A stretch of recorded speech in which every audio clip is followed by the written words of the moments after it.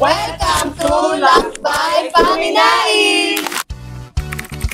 Paano niyo po ba i-describe yung paglaya experience? Personally, I feel energized and happy today because I get to worship God together with my classmates. And it's really a refreshing experience kasi nga, first time na magkakaroon ng ganitong gathering sa GFA since last year, hindi namin siya na-experience kasi online lang talaga. Oh my God, kanina. Feeling ko laya ko kanina eh.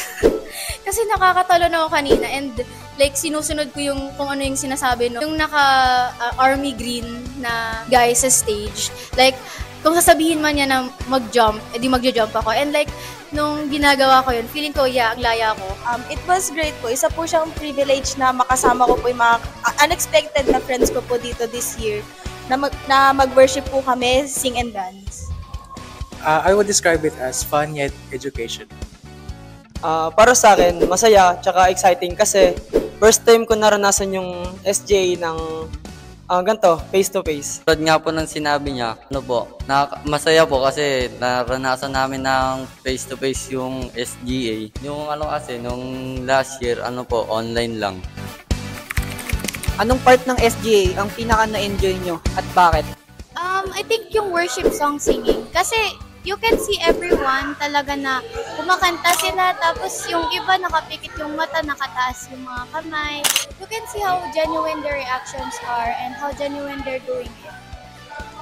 For me, it was the prayer of the pastor because napaka-inclusive niya talaga sa lahat ng mga students natin. And pinag-pray talaga, ang daming thought na napunta sa SG na ito. Lahat naman siguro kasi same lang naman po pakiramdam na parang yung buong po. Ganun lang din po. Siguro po lahat po yan. Yung pinaka na-enjoy ko talaga yung pagtalon eh. Ako lang. So, yung lyrics din, binabasa ko na siya. And like, na-enjoy ko yun kasi yung melody, yung tone, or like basta yung ng music, nagagets ko siya. And like, nakakasabay ako. So ayun, na-enjoy ko talaga siya. Pagkanta, yung worship, kasi nag-enjoy ako, sabayan yung mga nag-lead sa harap. For me, ang pinaka-best part for me ng SGA is yung worship part kasi like, yun nga, first time kong ma-experience na may malaking gathering and I get to jump and dance and sing with my friends and classmates. Yung syempre, yung part na praise and worship. Ayun, every time kasi na matid ako ng church, yun talaga yung gustong-gusto ko kasi, alam mo yun, ramdam mo yung ng faith mo kay God. Actually, I enjoyed the most is yung worship kasi it reminded me of the youth con, which I really enjoyed talaga. Yung akin naman po, worship din po. Tsaka yung GFA hymn po. Kasi po nagamit ko po yung choreo na tinuro sa akin nung grade 2. Pwede niyo po bang i-share sa amin kung ano yung mga takeaways niyo ngayong SGA? Takeaway ko, yung nakalagay dun sa TV, yun sabi dun, true freedom is living in God's love, which lead to loving other people more. And then, love other people just like how you love yourself.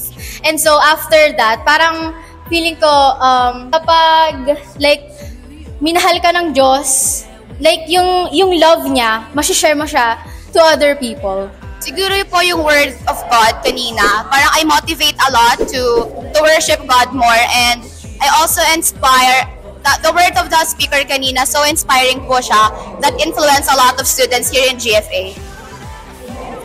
Yun rin po yung mga words of God po. Siguro for me like parang na-touch ako especially dun sa nung na-reiterate yung part na what true freedom really means and it is true of loving people through the perspective and lens of God. Kailangan natin iwanan yung dati nating buhay para tayo maging malaya tayo at para makasunod tayo kay Lord na maayos. I-rate nyo ang experience nyo ngayong SGA from 1 being the lowest and 5 being the highest. What will it be? 20/10. 100. 6/5.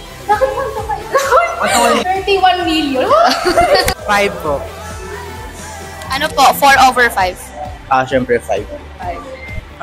1. That's 4. 5/5 proven and tested.